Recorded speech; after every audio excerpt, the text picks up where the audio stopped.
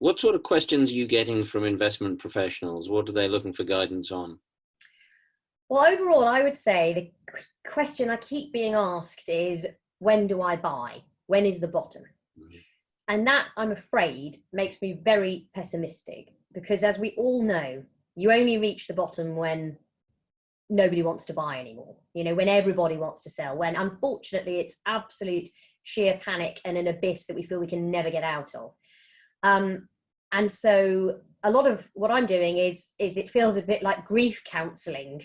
You've got to get over the denial and come to the reality of where we are. And we started off by talking about the shape of the recession, and I drew these three very simple charts, which was, the initial hope was a V, which never went below zero. The fear was a V that went below zero and was a recession. But the reality is we must be aware of a U with a long U at the bottom, as it takes time to climb out of this, because it's a very fast moving issue, but businesses will go bust and people will lose their jobs, and it's dreadful, and it will change the landscape of the economy globally from here on in. So I must say, the question from clients is when to buy. And I think much more the question should be, how do I sell everything right now, and therefore position myself defensively for return of capital rather than return on capital. It's about the velocity of people. We spent a long time in finance, particularly when you're right in the middle of financial markets. It's a velocity of money, it's a cash thing. But this is totally different. It's velocity of people that's just dropped off a cliff. Mm. And unfortunately, I can't see any policy from a central bank or government that gets the velocity of people back up, because actually they need it to come down, or as we're seeing, there'll be too much pressure on health services and the virus impact could be a lot worse. So you've got a policy to reduce the velocity of people, and then ultimately very few policies that can get it back up again because of the fear that's embedded in the system there. So I just want to sort of leave that with people, is think about about the velocity of people. Do you get a sense that there's any consensus forming about the sort of medium and long-term economic impact of this? Well, I think we should start by looking at the fact people have now accepted there's going to be a recession, which is actually a first part of this, because when it all began, even just a few weeks ago, there was a sense it could be quite isolated, it could bounce back quickly. But now, yes, there's an understanding there'll be a recession. So the only question is how big and for how long. And do you have a view, or do you think the market has a view on how big and how long? People are talking about U-shaped or L-shaped. Yeah. And it's a shame we don't have more letters in our alphabet, because maybe there should be something between U and L that is a little bit more likely. But well, absolutely.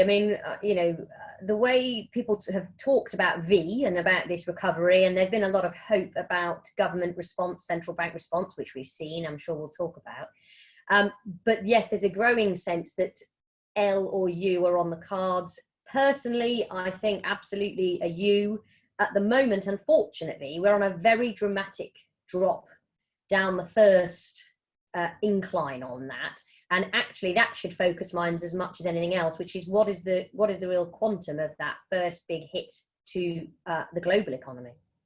And do you have a sense of that? I'm not an econometrician, and actually how could anyone really be when something of this magnitude hits the global economy? But certainly I've been saying it's the biggest recession of our lifetimes, significantly worse than the financial crisis, and I would expect you'd see fairly frightening numbers, such as 8 to 10% of GDP in some countries, 5 or 6% globally. To be honest, whether it's 5 or it's 10, as I say, it's the biggest recession we'll have seen in our lifetimes.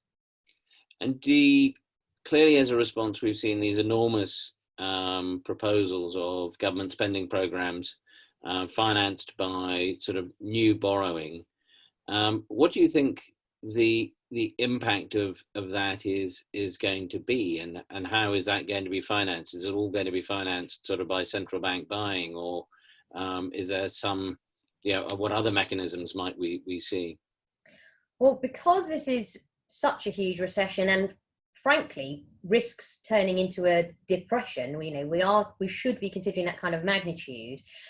Evidently there will be, and there is, a huge policymaker response. Now it's so big that it has to have a coordination by the fiscal and monetary authorities. There just isn't anyone out there to buy that amount of debt. And so what we're looking at is, yes, a kind of, I've heard it described as a sort of anti-room to debt monetization. That's the path we're on, which is, of course, that yes, governments will issue debt, they will borrow, and ultimately, one way or the other, the central bank will be the one buying that. Now, that is a huge challenge to the sort of textbook orthodoxy of what you can do. And of course, there are arguments about the constraints on that. But certainly that's where we're headed in terms of a clear, coordinated pact between those two branches. And we were already, I think, globally worried about a debt trap and sort of endless debt deflation. Does this make that a sort of a lockdown certainty, or is there still a way for the global economy to ride through that at some stage? Well, I mean, as far as I can see, what might actually be the best case scenario would be that this works, a huge monetization of the debt, effectively printing money, really, which should ultimately lead to inflation, which could be quite bad, but it does inflate away the debt. You mentioned debt deflation there. That was a huge problem, of course, in the last financial crisis. We spent over 10 years trying to kind of get out of it. We didn't really. In a way, I think if you throw everything at this and you do end up with some inflation, you do stand a chance that debt burden does come down eventually. Starting to get a sense of how you think this might play out politically. The last financial crisis caused a significant shift in terms of who were the winners versus who were the losers, and that set in motion over the following 10 years the kind of anti-establishment sentiment that is still with us today. So we have to ask, is more establishment intervention the answer? If people were very angry with the establishment before, are they going to be happy now? Now, we don't yet know if this is going to work. Most likely there will clearly be winners and losers again. So I think it will lead to more extremism and more polarization of society. One thing I would bear in mind is, I've always liked Mervyn King. He said in the banking crisis, he used this phrase, which was, banks are global in life and national in death. And I'm sorry to use that kind of language when we're facing what we're facing, but I mean, we do have to consider the fact that when you have this level of crisis, and we do need, and it is global and it's hitting everybody, and we'd love more cooperation would help. But the problem is, as we've talked about, it's the government that issues the debt, and that is a national issue. So nationalism per se becomes more evident, and people will the sense of a nation state and identity was already a big question that will become more embedded. But we are also seeing just how much we depend on one another, global supply chains.